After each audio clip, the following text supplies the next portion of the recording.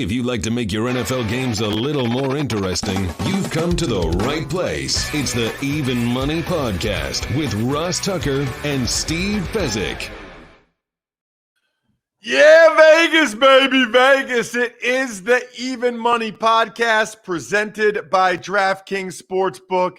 By almost any account, one of the top 5 betting podcasts out there. Google it. Check any ranking. I think we're always in there anytime I see it pop up, which is very encouraging, exciting. We really appreciate all the support. I am merely the facilitator for this program. I'm a former NFL player at Ross Tucker NFL on social media, Twitter, Instagram, Facebook, everything.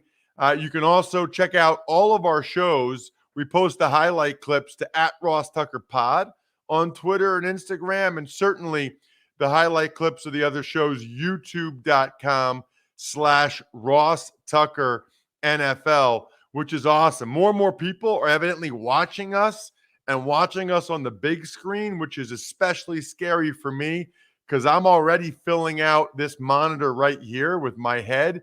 The big screen thought is especially concerning, which is why it's a good time for me to bring in my co-host, Steve Fezzik, because that makes my head smaller because now it's not just me, which is nice. Steve, of course, the only 2-time winner of the Super Bowl of professional football gambling, the Super Contest at the Westgate. Check him out at Fezzik Sports and only at Fezzik Sports.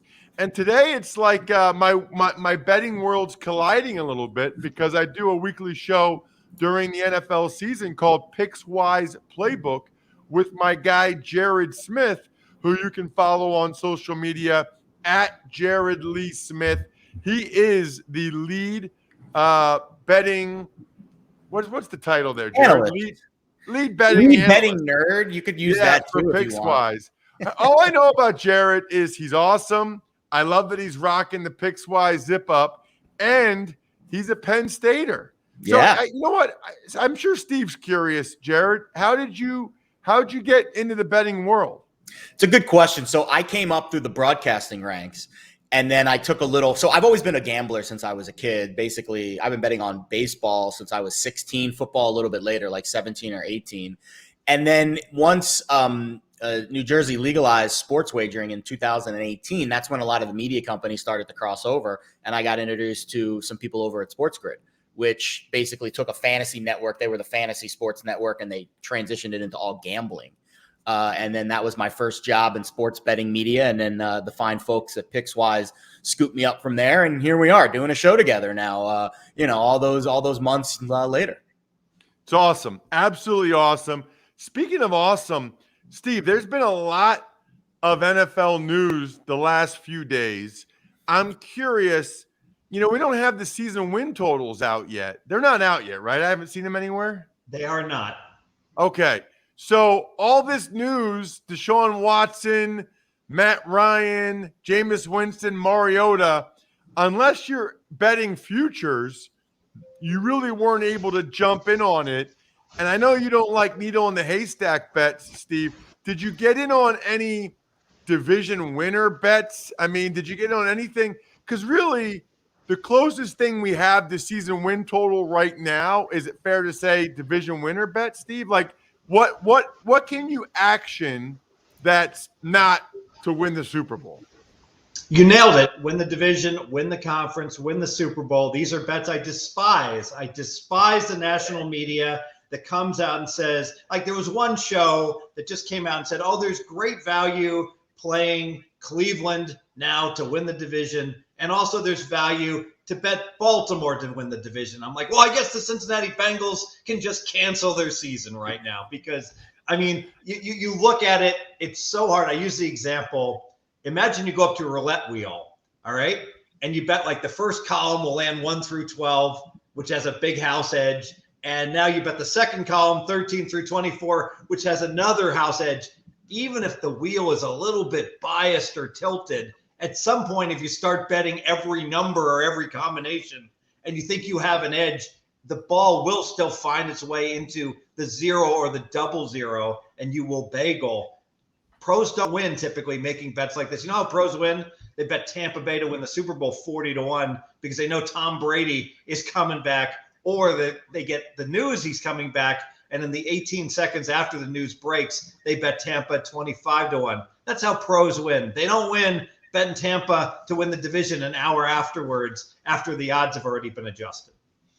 So while we're on that, Steve, so I mean, none of you didn't place any bets with any of the recent quarterback movement? I'm sure I did not. I'm sure my buddy, the Hitman, is going to make fun of me because he's at his computer 24/7, and I'm sure he did get some juicy division bets. But you got to get it the second the news breaks, not 5 minutes after, not 20 minutes after, as it breaks.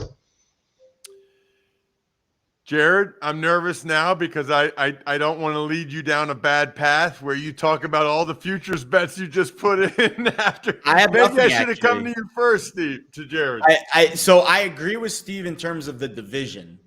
I do think there's value in the Super Bowl odds if you can find the right long shot at the early stage. I think where a lot of recreational bettors go astray is they want to bet the best teams right before the playoffs start. That is a mistake.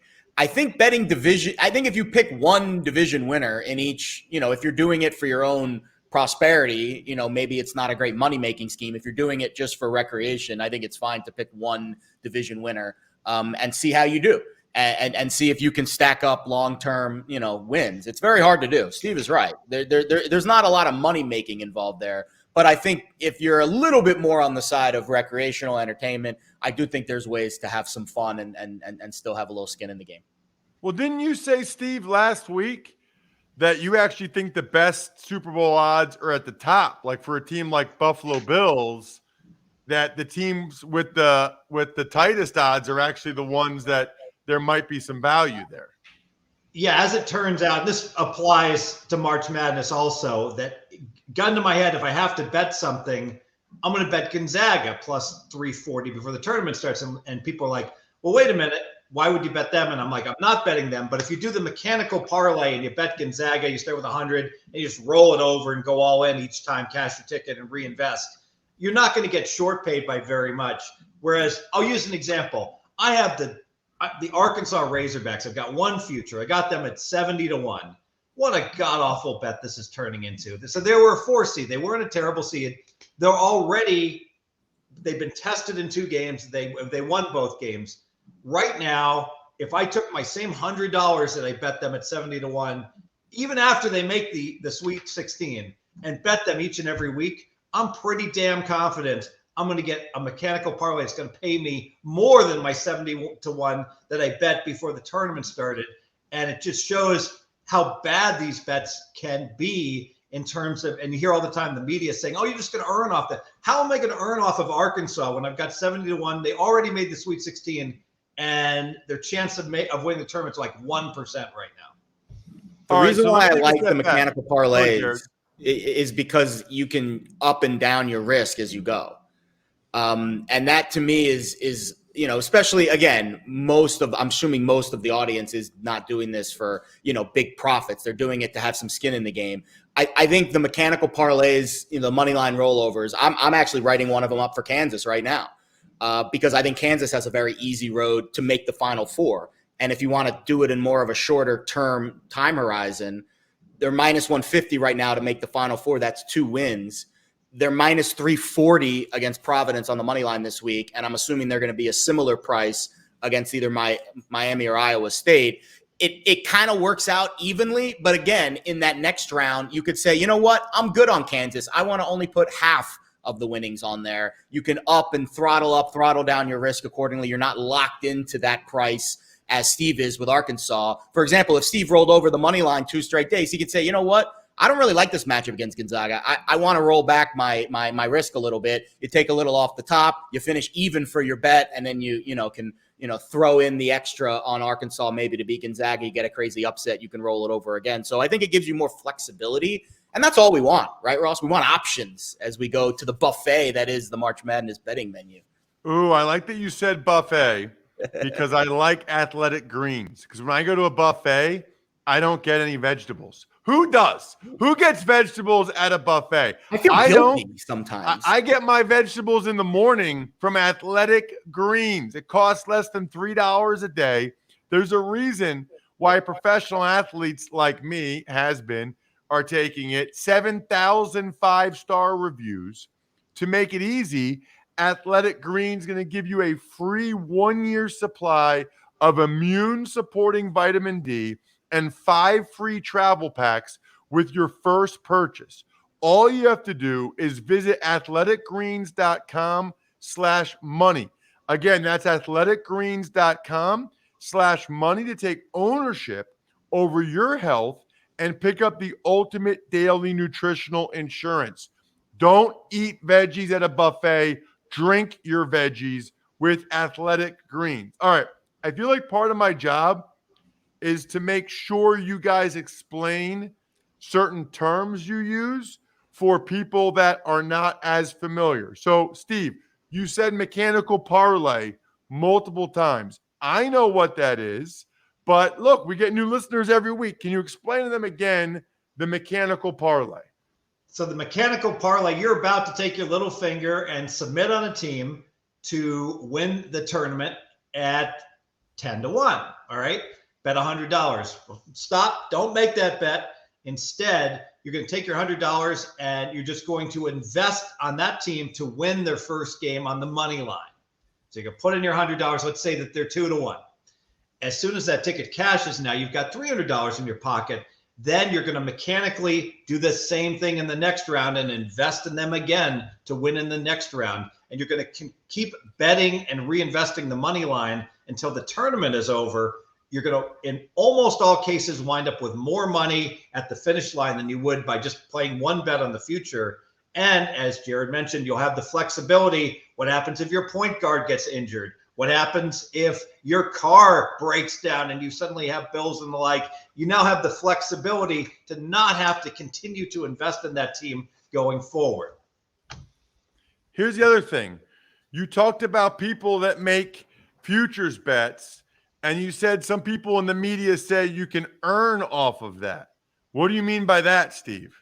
Well, what the media is saying is that if you bet one of these long shots and they make the Final Four, well, then you can turn right around and bet on their opponents to go ahead and beat that team. And if you're sitting on a 100-1 ticket, obviously you can basically lock in a profit by hedging. The easiest hedges in the finals. So let's say you had a team at 50-1 and they were a 2-1 underdog in that game. Well, then you could bet Gonzaga minus 220. And if you had 100 to win 5,000, for instance, you could go ahead and risk 2,500 on their opponent to win the game to make 1,200 or whatever it is and lock in a profit.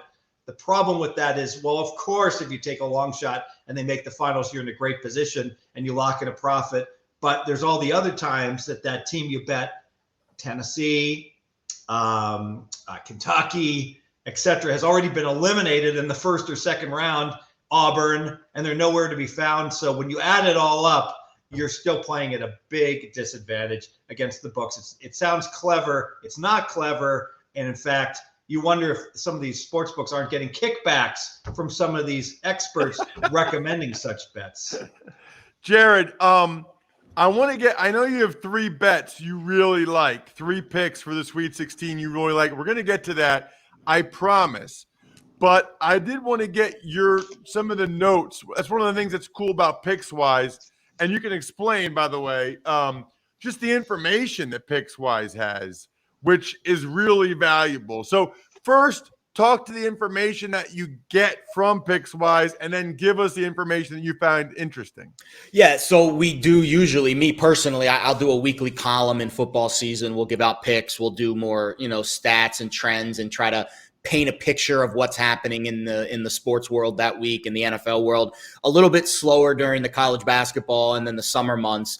But we will do weekly columns, of course, for baseball. And then when we get into March Madness, which we're knee deep in now, I'll have a column dropping on Thursday night, Thursday morning, before the Sweet 16. So you guys can get up to speed on everything. And basically what we did is just kind of aggregated a lot of the results from the tournament so far so we can, again, paint that picture. Favorites went 36-16 straight up, but the underdogs actually covered more, 28-24. So that's about 53, almost 54% against the spread. So favorites winning, but underdogs still holding their own.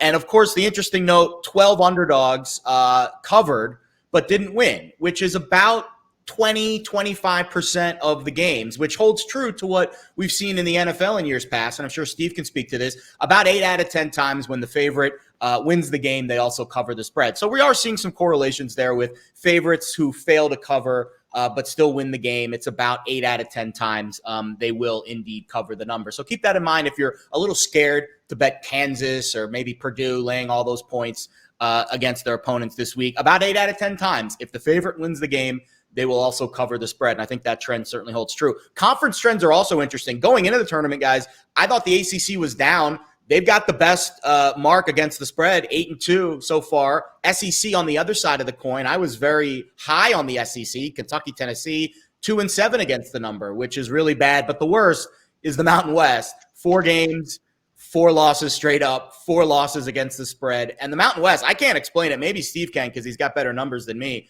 9 straight tourney losses against the number for this conference. They haven't won a game in the tournament since Nevada made that run to the Elite Eight a few years ago. So I can't explain the Mountain West because their numbers analytically were really good this year. They had 4 teams in the tournament, 3 of them at larges, but didn't obviously pan out with their results last week. I think the entire West Coast got overvalued. So if you look at the major West Coast conferences playing non-West teams in the Big Dance, one game is covered. St. Mary's beat an Indiana team that was completely physically exhausted, carrying heavy fatigue. There's not been one other cover. No one from the Pac-12 has covered. UCLA, well, they beat St. Mary's, both in the West.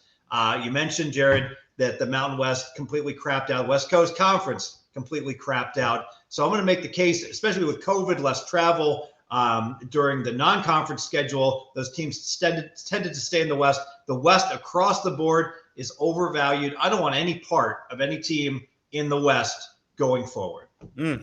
So I'm glad you said that, Steve, and I'm glad you brought this up, Jared, because that was going to be my question. Oh, we know what the ACC's record is. We know what the SEC's record. I mean, the Big Ten has not been great either. They had 9 teams in the tournament, and Michigan and Purdue are the last 2 still in it. Does it matter going forward, Steve? I'll ask you that first. We know that now. Okay, that's great. Does it matter for these games this weekend or no? Of course it matters, because the only question is how much does it matter? Does it matter a little bit or a lot? When the Big 12 starts the tournament and they go 6-0 straight up and against the spread with an against the spread margin of 14 points, Big 12's better than we thought they were. I mean, the Pac-12 is not as good as we thought they were. Certainly the SEC, it would be a leap of faith to say that this is a small sample and random variance when you're watching their 1, their 2, and their 3 seeds all go down, not making the Sweet 16. How you feeling about Arkansas? Well, I have an Arkansas futures, and I'm feeling what's that? The movie Blind Date, where the really pretty gal says, "I feel shitty." Yeah. Morning when she's totally hungover. That's how I feel about Arkansas. So that's something we absolutely take into account. It's just a matter of how much we take into it. Jared, do you agree? Yeah, I think, I'm still matchup dependent in a lot of these games. And I think not all West Coast Conference teams and West Coast teams are created equal. Like, I don't put Gonzaga in the same vein as St. Mary's. I don't put UCLA in the same vein as, some of those other Pac-12 teams because, again, the experience, the pedigree, the defense. But I agree that when you look at the conferences, and I thought that the conferences, because we talk about this a lot, and Ross, I know you look into this during bowl season, how the conferences do. It is very telling because it kind of shows you, because it's hard to really understand how good a team is when all they're doing is facing the same teams in their conference 10, 11 weeks in a row. But when you step outside and you start facing teams from other regions, other areas, that's when you can get a better gauge. So we're getting a gauge that the SEC maybe isn't quite tournament ready, and opposite for the ACC, the Big Ten as well. I still believe in Gonzaga and UCLA. I don't know how far they'll go, but I still think that they're a little bit maybe different profile, different makeup than some of those other West Coast Conference teams that we've discussed. All right, so speaking of that, let's get to your picks because I know you got three that you really like. So you give one pick at a time, and then we'll get Steve's thoughts on it, Jared. So I think at the top, I have to take Texas Tech over Duke. And I know Duke is going to be getting all the public love. They've got the narrative of Coach K. I think at their core, top to bottom, they have better players. But I think Texas Tech's a better team. And the defensive efficiency being tops in the nation is huge. I think the narrative coming in, Texas Tech barely got by Notre Dame, who was also road weary, third game in 5 days. And Duke, I know it was a miraculous cover, but they still covered and they kind of sprinted through the finish line against Michigan State. And I think that's going to skew the optics in this game enough in my favor to where I'm going to get a favorable number on Texas Tech. And even though the public is hammering the Red Raiders early, we are still seeing a little bit of line movement towards Texas Tech. So I think Texas Tech on the money line, depending on what the price is, -110, -120, somewhere in that range, that's where I will play it. I think the road ends for Coach K in the Sweet 16. By the way, let me say one thing, Steve, before you chime in. I forget his name. I think it's Santos maybe for Texas Tech. That kid is the best defensive player. He had 3 blocks in the last minute and a half of that game that were all sick. That kid was amazing. Steve, your thoughts on that? Is Duke like a Cowboys type public team that you wait till right when the tip because people are going to put all the money in for sentimental Coach K? Unfortunately, well, yes, but unfortunately, this isn't the NFL where bad bettors are betting tens of thousands of dollars on the wrong side. First of all, I fully endorse Jared's pick. I really like it. Duke is overrated, clearly, and I'm on Texas Tech. I actually somewhat disagree where you're saying, well, this is why we're getting value on Texas Tech. Well, Duke's a 2 seed, and they're the underdog. So yeah. To use the movie Wall Street, the word is out on this game.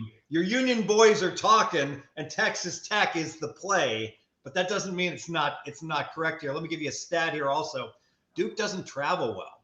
The thought is that Duke is ultra popular. Duke is also ultra unpopular. A lot of people don't like Duke. They don't like Coach K. Texas Tech travels. I will say on the West Coast here in San Francisco, this will be a very pro Texas Tech. All of the fans that don't have a dog in the fight are going to root against Duke, I believe. I've got some numbers to back this up. Duke, 5 times they played on the West Coast. They're 0-5. They've never won under Coach K, an NCAA tournament game, West Coast, and they've lost those games on an average by 8 points. Yeah, I'm on Texas Tech. Ooh, all right. What's your next one, Jared? All right, I'll take the underdog Houston Cougars, who I don't believe should be underdogs, on the money line against Arizona. All of the analytics say that Arizona is behind Houston. Torvik's got them a few spots behind. It's a little closer in the KenPom ratings. But I think when you look at this Houston team, I think if you look at the eye test of the teams that played in this region, I think Houston's looked the best so far. Arizona struggled against Wright State. They didn't cover. They couldn't stop a lick, even though Wright State was playing their second game in 3 nights. And TCU probably gave more effort in that game than Arizona. And Arizona won because of talent. And I don't think that's going to be the case with Houston because Houston gives max effort and they have a lot more talent than TCU, especially offensively and especially defensively. I think Taze Moore is a very interesting most outstanding player candidate at around 50-1. I know we don't love the futures market, but if Houston gets into the Final Four, if they can get into the championship game, they're not rated very high right now. And I think the numbers on the Cougars in the futures market are a little light because they're a 5 seed and they don't deserve to be a 5 seed. So I'll take the underdog Cougars on the money line over Arizona. I got +110. Steve? Yeah, fully endorse it. There's still a couple of +2s out there. I would bet that. It will be a significant home field advantage for Houston here, playing in San Antonio. So the crowd, and again, the neutral fans in attendance, I'm sure are going to go ahead and why not back the team from their state. Arizona has not looked good. And, one thing also, I don't think we're going to be having a situation like we did in the TCU game where we got 5 guys playing 8 guys, because after getting every call, and call me a conspiracy theorist here, after Arizona got handed a game to them by the refs against TCU, I would be very surprised if a memo doesn't go out to the refereeing squad reminding them to be sure to ref the game fairly, meaning don't give the number 1 seed every call under the sun, because they're already under scrutiny from the last game. From that, Houston wins this game. Last one, Jared? Yeah, this is the one I would say I like the least because of the injury concerns for UCLA and their best player, Jaquez. But I think this is a good spot to fade UNC. This Tar Heels team has been incredibly volatile this season, and now they're catching 2.5 points in a spot where everyone just saw them drop 95 on Baylor, 93 on Marquette. I mean, they have scored a lot of points in 2 games. They've made 24 threes. They're plus 24 on the glass. Their numbers just don't add up to that this year. And maybe they've figured out a new gear and they're going to continue to play above what their season numbers and their season averages have been. But I think this is a good fade spot for the Tar Heels. And I think the fact that UCLA is still favored in this game by over 2 points, so almost 2 possessions, I think it kind of shows you that the Bruins are the better team, and UNC's maybe played a little bit ahead of their skis over the last couple games. So I don't love this because of the injury to Jaquez, and I'm sure this is the one that Steve won't like, but I'll take UCLA on the money line against UNC. Steve? Yep, hate it.